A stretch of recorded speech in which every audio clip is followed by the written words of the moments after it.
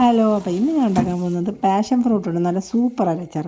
സാധാരണ നമ്മൾ മാങ്ങ, നെല്ലിക്ക, പിന്നെ നാരങ്ങ ഇതൊക്കെ വെച്ചല്ലേ അച്ചാറിടുന്നത്.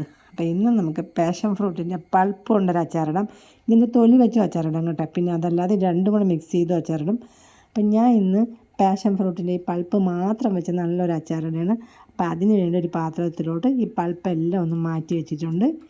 ഇനി ഒരു ചീനച്ചട്ടി എടുക്കണം. അതിലോട്ട് കുറച്ച് നല്ലെണ്ണ, കടുക്, ഉലുവ, പിന്നെ ഇതിലേക്ക് കുറച്ച് ഇഞ്ചിയും വെളുത്തുള്ളിയും പച്ചമുളകും കൂടെ ചെറുതായിട്ട് അരിഞ്ഞതും കൂടെ ചേർത്ത് ഇത് നന്നായിട്ടൊന്ന് ഇളക്കി കൊടുത്ത് കൂടെ തന്നെ 2 വറ്റൽമുളകും കറിവേപ്പിലയും കൂടെ ഇട്ട് ഇതെല്ലാം കൂടെ നന്നായിട്ടൊന്ന് ഇളക്കി ഇതൊന്ന് മൂത്ത് വരുമ്പോൾ തീ ഓഫ് ചെയ്തതിന് ശേഷം മഞ്ഞൾപ്പൊടിയും ആവശ്യത്തിന് മുളക് പൊടി ഇത് നന്നായിട്ടൊന്ന് മിക്സ് ചെയ്ത് പൊടിയുടെ പച്ചമണക്കൊന്ന് മാറി വരുമ്പോൾ പിന്നെ നമുക്കിതിലോട്ട് കുറച്ച് കായപ്പൊടിയും കൂടെ ചേർത്ത് കൊടുക്കാം.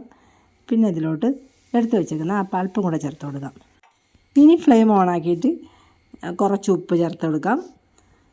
പിന്നെ ഇതെല്ലാം കൂടെ നന്നായിട്ടൊന്ന് മിക്സ് ചെയ്ത് ഇത് ചെറുതായിട്ടൊന്ന് തിളച്ച് വരുമ്പോൾ മധുരത്തിന് വേണ്ടി ഇത് നല്ല പുളിപ്പല്ലേ, അപ്പോൾ മധുരത്തിന് വേണ്ടി കുറച്ച് ശർക്കരയോ അല്ലെങ്കിൽ പഞ്ചസാര ചേർത്ത് കൊടുക്കാം.